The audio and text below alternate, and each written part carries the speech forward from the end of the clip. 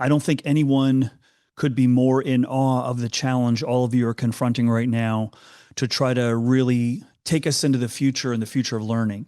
So I've been in the world of talent for about almost 40 years now. I worked in 6 different industries, have worked in mostly technology companies, and in my last regular job, I was the first chief HR officer of LinkedIn. And for the last dozen years or so, I'm really focused on helping organizations build compelling talent strategies for the future. And I have to say, when we take a look at the world right now, we're seeing more complexity than any time that we've been measuring complexity. And when I'm speaking to you today, what I really want to cover is the context in a much broader notion. What the employees are seeing that we're trying to help develop, what the organizations are facing. And the rules of work, as many of you know and feel in your stomach, are changing faster than any time in history. And for me, the best example of that is really when we think about, and that's why we're here today, is like, how do we prepare people for a complex world? When we think about that, I was listening to a podcast recently where they had the chief learning officer for Unilever, one of the most revered, one of the most respected consumer goods companies in the world, thousands of employees, a very progressive talent strategy organization. And their head of learning and development was asked a very simple question. Hey, you guys are a world-class organization. What are you focused on? What are you thinking about as you move into this really complex ocean? And his answer was fundamentally stunning to me. He said, you know what we're focused on? Eliminating distraction. That's right. Not some ninja AI skill, not some black belt leadership, time management, fill in the blank initiative. It's eliminating distraction. And that's the ocean that you all are operating in. And, as a part of the Starweaver team, as someone who has enormous respect for the kind of work all of you are doing, it's never been harder because you're facing an audience that is already feeling overwhelmed. And so let's talk about that, if you will, from the standpoint of, when I take a look at the major trends in the workforce. I could probably give a 3-hour seminar on what the major trends are, but I'm going to try to distill it for you here because we only have a few minutes. The biggest one is the need for new skills. Organizations just need new skills faster than any time in history. And do any of you think that is going to slow down? Do you think we're going to hit a point of saturation where, no, I think we figured out all the skills that we need? We're seeing more new industries be born in the last 10 years than any 10-year period in history. And with a new industry comes new career paths. And when new career paths come new career choices, we're seeing a lot of career confusion. And that's feeding into the universities, which I'll talk about in a second. We also have high employee turnover. We have the shortest amount of time globally that people are staying in an organization. We have the highest amount of disengagement of leaders ever since it's been measured. Gallup just published their survey a few months ago. More leaders, more miserable than any time in history. And we've got rising employee fear. That's right. Because many organizations, but some of you included, are really beating their chests around, look at how we're replacing people with AI. Isn't that just so motivating? I spend a lot of time on college campuses around the world. I was teaching a few courses last week, and there's a very interesting pattern that we're seeing among students. More students are switching majors, more students are double majoring, and more students are triple majoring than any time in history. Last Thursday, I was in Los Angeles at Chapman University, and I taught 3 different classes of about 50 students. And in each class, I said, can I just have a show of hands? How many of you have switched your major? 50% of the hands went up. How many of you have added a major since you've been at school? And these are sophomores, okay? Not seniors, sophomores, 2 years in.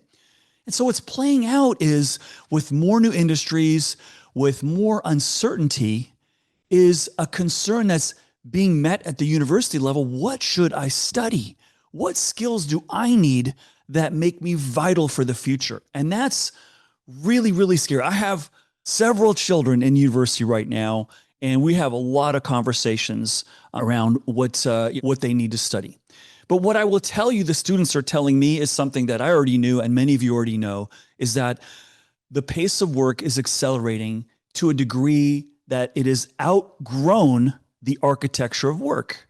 And the architecture was not built for all this change. And when we take a look at how organizations have been built, they've been built for stability. You know, we talk about culture as pillars, and we use words like things won't move. But the companies that are winning are the ones that are moving and changing and morphing and adapting their culture faster than ever before. Most organizations I speak to, when I say, what's your biggest problem? They say, Steve, people just aren't staying a long time. And I say, well, why is that? And they say, well, because that young generation is disloyal and disengaged. And I say, well, you mean your children? That generation? But seriously, if we take a look at the demographic of 25 and 35-year-olds, which, by the way, are staying in organizations around 2.5 years today, when we look at that age group and that demographic, they have more choices. They have more new industries. They have more visibility of how they can apply their skills in any time in history. And that's not something businesses were built for. Most businesses were built to keep you a long time, all based on the notion that the teams that stay together the longest are the teams that win. And that is being challenged today.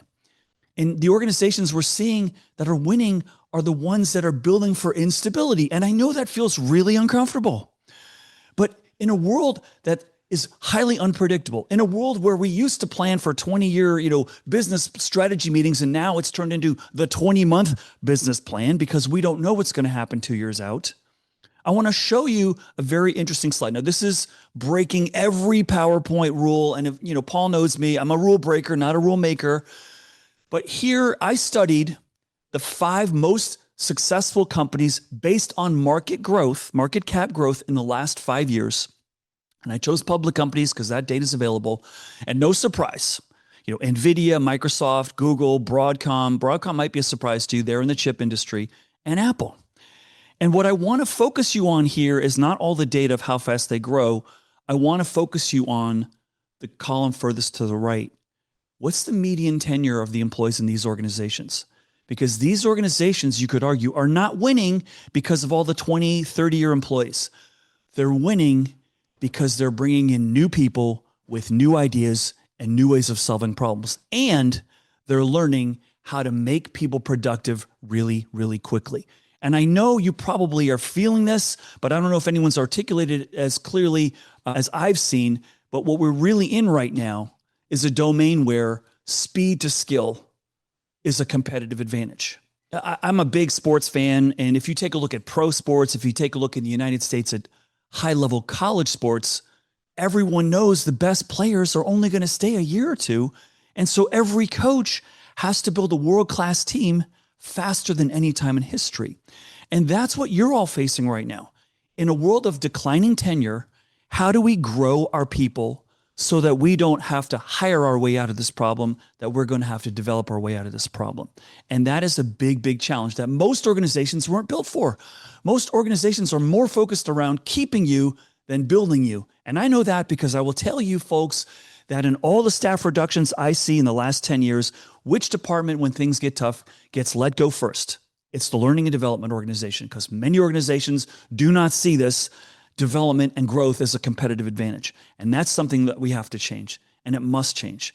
And let me explain to you why I think it's important and what's going to happen in the world of work. And again, anyone that tells you they know what's going to happen in the future, stop believing them. This is just my, belief of how it's going to play out, okay?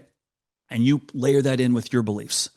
Most organizations today have been built with a notion that the employee is being paid to deliver value 100% of the time. But if you tell them, or you ask them, what's your big problem? They say, well, we need new skills. Why is that? Because the job's changing, the market's changing, the environment's changing. We need people with new skills faster than ever before. So where are you going to get those new skills?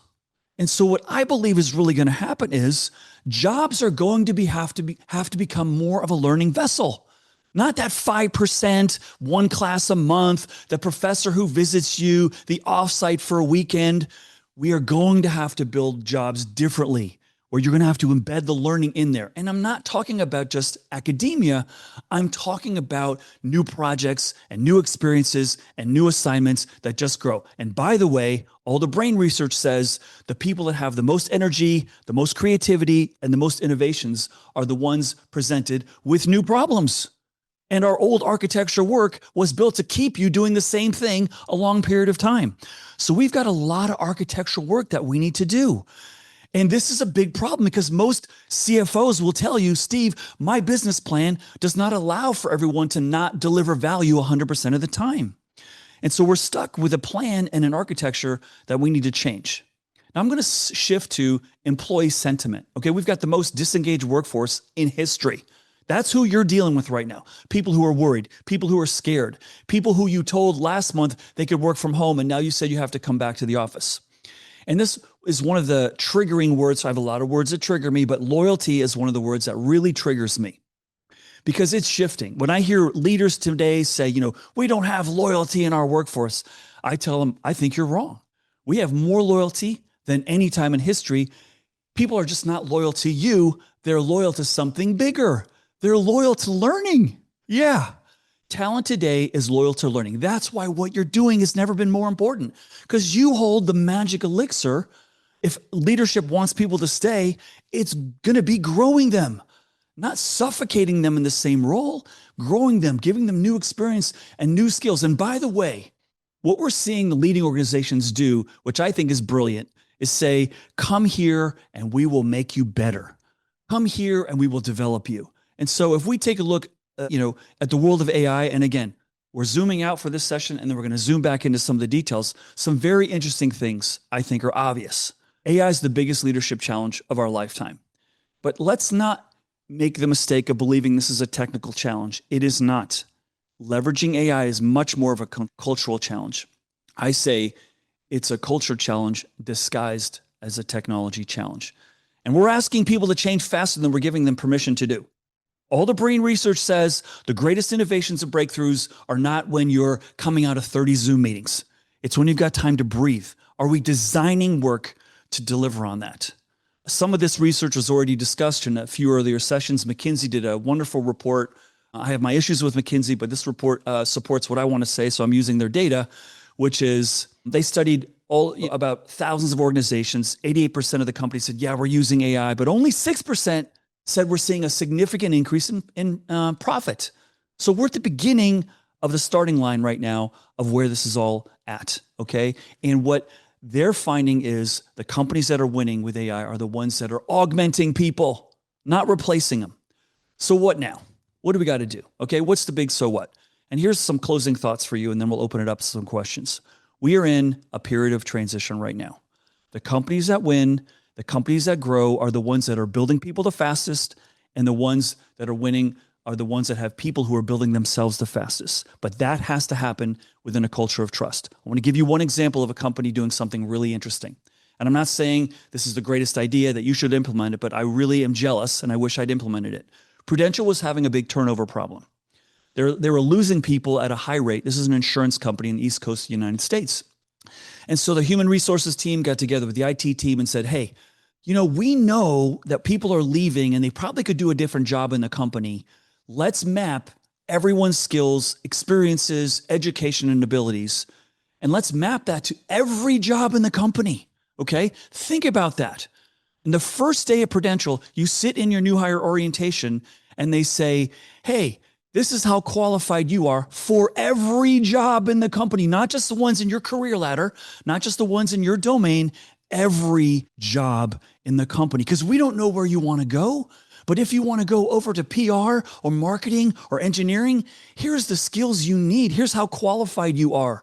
And here's some mentors for you. And here's some coaching. And here's some Starweaver incredible content courses that can help you get to where you want to go. Now, why doesn't every company have that? Because they're still using an old playbook. So what I want to leave you with is there is no playbook for this moment. We're all making the sausage. And I know we were all taught when times are tough, go benchmark with someone who's been here, who knows what they're doing. Those people don't exist. We have to become the benchmark. But that's where the joy of the opportunity sits. We've got an opportunity to build a better future, to make something more bright for our children, for our kids, for the world. Let's take advantage of that moment. So I want to thank you. I want to invite you to connect with me on LinkedIn if you'd like to continue the conversation. I told Paul, if you just give me 5 hours, it's going to be more than enough. Please do connect with me if you'd like to. And if you'd like to send me an email to continue the conversation, here's my email. Here's a link to my website. And Paul, it's just been a thrill to be here. And I look forward to any questions if we've got time for them. Thank you so, so much.